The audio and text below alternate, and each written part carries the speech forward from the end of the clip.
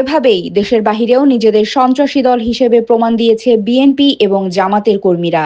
জাতিসংঘের সাধারণ পরিষদের 40তম অধিবেশনে যখন বিশ্ব নেতারা শান্তির পক্ষে ভাষণ দিচ্ছিলেন, তখন সদর দপ্তরের বাইরে সংঘাতে জড়িয়ে পড়েন বিএনপি ও আওয়ামী লীগের দুই কর্মী।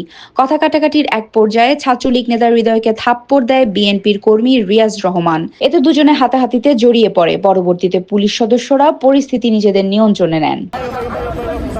ভিডিও ফুটেজ ও প্রত্যক্ষদর্শীদের বক্তব্যে প্রমাণ পেয়ে বিএনপি সন্ত্রাসী কর্মী রিয়াজ রহমানকে হাতকড়া পরিয়ে আটক করেন new York city police.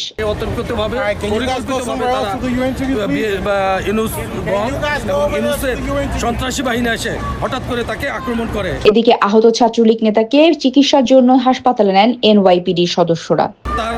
Money bag থেকে তার টাকা পয়সা এবং মানিব্যাগ, মোবাইল, ওয়ালেট কি নিয়ে গেছে চিন্তাই করে তারা। এর আগে ভার্জিনিয়া স্টেট আওয়ামী লীগ সভাপতিকে একা পেয়ে তার উপর অতর্কিত হামলা চালায় বিএনপি সন্ত্রাসী বাহিনী।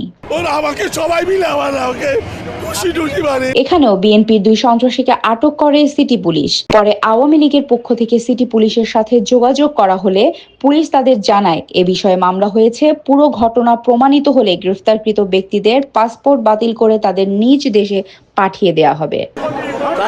এখন হাসপাতালে পাঠাতে হচ্ছে, এই বিষয়ে আমি আপনাকে দেব না। 27 সেপ্টেম্বর জাতিসংঘের সাধারণ অধিবেশনে বাংলাদেশের দখলদার অবৈধ সরকার প্রধান ইউনূসের বক্তব্যকে কেন্দ্র করে আওয়ামী লীগ ও বিএনপি পক্ষে বিপক্ষে অবস্থান নেয়, যা এক পর্যায়ে মারামারিতে রূপ নেয়।